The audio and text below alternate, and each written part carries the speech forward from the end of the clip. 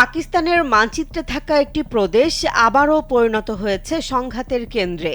প্রাকৃতিক সম্পদে সমৃদ্ধ হলেও দীর্ঘদিন ধরে অশান্ত বেলুচিস্তানে এবার সরাসরি হামলার শিকার হয়েছে দেশটির নিরাপত্তা বাহিনী। মস্তং এলাকার কাছে এক ভয়াবহ অতর্কিত হামলায় অন্তত ৪৫ পাকিস্তানি সেনা নিহত হওয়ার দাবি করেছে বিচ্ছিন্নতাবাদী সংগঠন বেলুচ লিবারেশন আর্মি বা বিএলএ। এই হামলা শুধু পাকিস্তানের অভ্যন্তরীণ নিরাপত্তাকেই প্রশ্নের মুখে ফেলেনি, বরং অঞ্চলটির দীর্ঘদিনের রাজনৈতিক সংকটকেও সামনে নিয়ে এসেছে।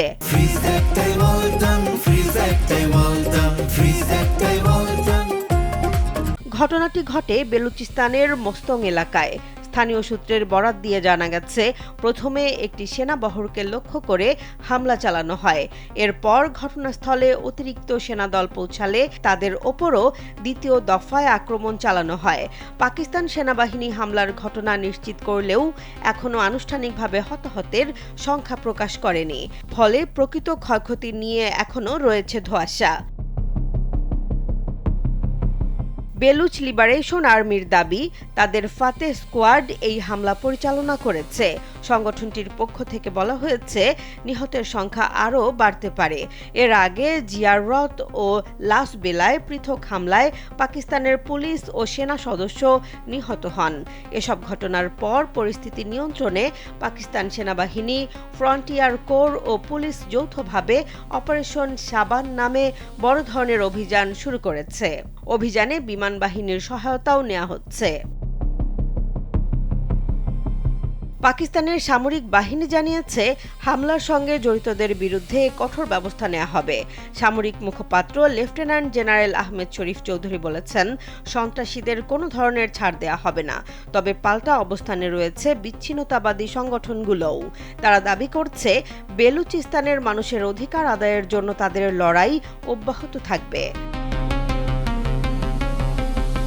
কিন্তু কেন বারবার উত্তপ্ত হয়ে উঠছে বেলুচিস্তান?